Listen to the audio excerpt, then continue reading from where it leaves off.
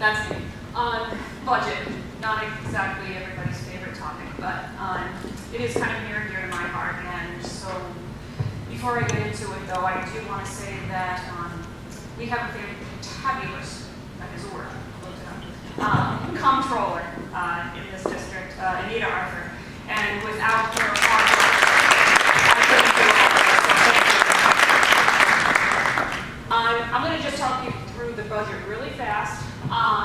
If you are interested in more information and you go on the district website, if you go to departments, business office, you'll get to my page, and all my presentations are there.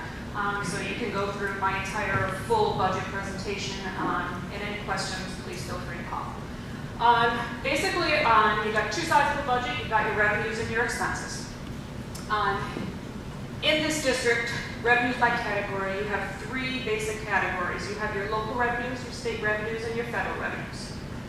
That big blue piece, those are your property taxes. That's your local revenue. That is the majority of the funds coming into the school districts, as I'm sure you are all very, very aware. The orange piece is your state revenues, and that little tiny purple piece is your federal dollars. Okay, it's just a few federal grants, but for the most part, the school district is funded by property taxes. That orange piece should be a little larger, but the State Board of Ed has been prorating general state aid, which is the largest piece of revenue to the school district. It's been prorated down to 89% of a value that has not increased since 2007. So again, while the state seems to be fighting their way through some of their backlog bills, they still are not paying completely. By fund, because that's how we separate our money when it comes to education, you'll see the very largest line there is the education fund. That's where the majority of our expenses come from. That is your salaries, your benefits, your supplies, pretty much everything that has to do with the classroom. Your second largest will be our operations and maintenance fund, taking care of the buildings, custodial work, HVAC, those kinds of things. Transportation is up there as well, the busing of our students. And pretty much debt service is a little bit in there too, our bond and interest payments. But for the most part, your money is coming into the education fund. You're going to see something that looks very similar on the expenditure side. For the most part, everything goes out the education fund. By group. So basically, instead of just saying by the ed fund, let's take a look at what kind of expenditures we're looking at.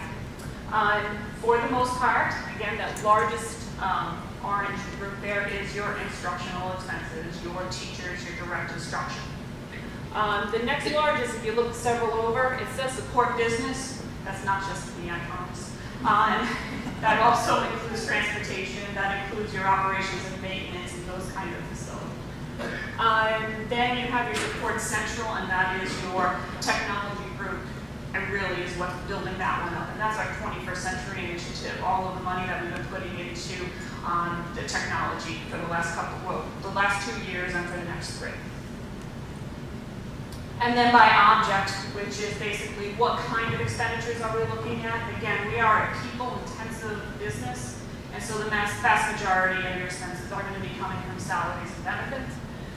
You'll also see some information, some spending there significant in purchase services. Purchase services includes electric and gas, so that can really boost that number up significantly. In total, we have about a $30 million budget, $31.4 million in expenditures. We have about $29.5 million coming in revenue, which is a deficit.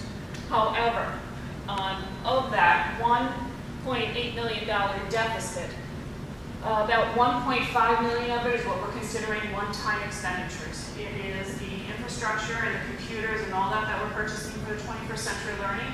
It is also the roof for Western Avenue that you've heard about, and it is the parking lot at Normandy Villa. So that's that 1.5, which does still leave us in a deficit position of just shy of $300,000. Now remember, I kind of prefaced this whole thing with that whole general state aid and what the state does. State, because of proration, should have been giving us a little over $400,000 more. So that would have been a balanced budget, except for the one-time expenditures that the board determined they were going to use fund balances for. This does put us in a $300,000 deficit position. However, Anita and I did a nice job of doing some conservative budgeting. We hope to have that hole filled before the year is out. So again, if you have any questions, please feel free to call me. Go to my website, you can see the full budget presentation there. Okay. And I'm going to turn this over to Dr. Chad Prosen, Principal of Western Avenue School.